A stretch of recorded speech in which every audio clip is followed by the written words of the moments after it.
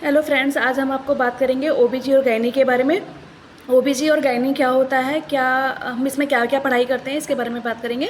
तो देखिए, बेसिकली ओबीजी जो होता है, ओबीजी जितनी भी आपको प्रेगनेंसी से रिलेटेड प्रॉब्लम्स होती हैं, डिलीवरी होना, एलएससीएस होना, प्रेग्नेंट के बाद 7वां महीने का जो पीरियड होता है, पुपेरियम पीरियड, आपका एंटीनेटल केयर 9 महीने का जो पूरा टाइम होता है आपके बेबी कंसीव होने के बाद से लेके, इन सब की पढ़ाई जो है हम ओबीजी में करेंगे।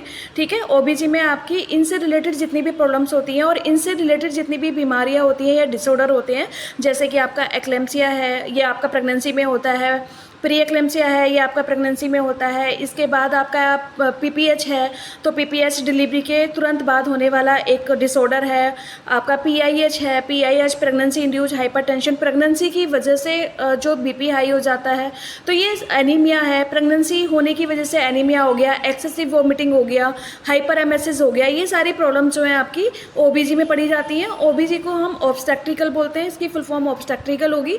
और यहीं हम अगर गायनी की बात करें तो आपके सर्विक्स, वेजाइना, आपका फैलोपियन ट्यूब, ओवरी, आपका वेजाइना और सर्विक्स, ये जितनी भी आपके बॉडी के पार्ट्स हैं जो लोअर यूटेराइन सेगमेंट के होते हैं, उनसे रिलेटेड कोई भी बीमारी है, कोई भी प्रॉब्लम है, तो उनकी जो स्टडी करते हैं वो हम गायनी में करते हैं। जैसे कि इरेगुलर मेंस्ट्रुएशन होना, ठीक है, मेंस्ट्रुएशन आपको सही से नहीं होना। और इसके बाद अगर हम बात करें कि आपका किसी प्रकार का कैंसर होना, कोई फॉलिकुलर होना, या फिर आपको नीचे कहीं पे सिस्ट होना, तो अगर ऐसी कोई भी प्रॉब्लम है तो वो आपकी गायनी में सॉल्व होती है। इसके बाद देखिए, गर्भाशय का जो ट्यूमर है वो भी आपका गायनी में आएगा। इसके बाद अगर सेक्सुअल ट्रांसमिटेड डिजीज़ है, अगर किसी भी प्रकार का यौन संबंधित आपको विकार है या फिर कोई दिक्कत है, वो भी आपके गायनी के। तो बेसिकली ओबीजी और गायनी एक ही सब्जेक्ट होता है। हम दोनों की पढ़ाई एक ही सब्जेक्ट में करते हैं, लेकिन एक में हम प्रेगनेंसी से रिलेटेड सारी चीज़ों की पढ़ाई करते हैं और एक में हम नॉन प्रेगनेंसी से रिलेटेड सारी चीज़ों की पढ़ाई करते हैं। तो जो हम प्रेगनेंसी से रिलेटेड जिसकी पढ़ाई करते हैं उसको हम ऑब्स्टेट्रिकल बोलते हैं, ओबीजी बोलते हैं।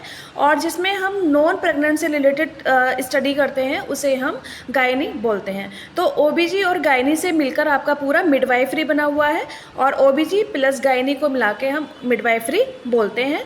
तो बेसिकली मैंने आपको क्लियर कर दिया कि आप ओबीजी में प्रेगनेंसी से रिलेटेड पढ़ेंगे और गायनी में नॉन प्रेगनेंट से रिलेटेड पढ़ाई करेंगे, लेकिन दोनों ही क्या है, फीमेल से रिलेटेड है, मेल से रिलेटेड नहीं है। कैसी लगी आपको जानकारी, कमेंट में बताएं। Thank you so much.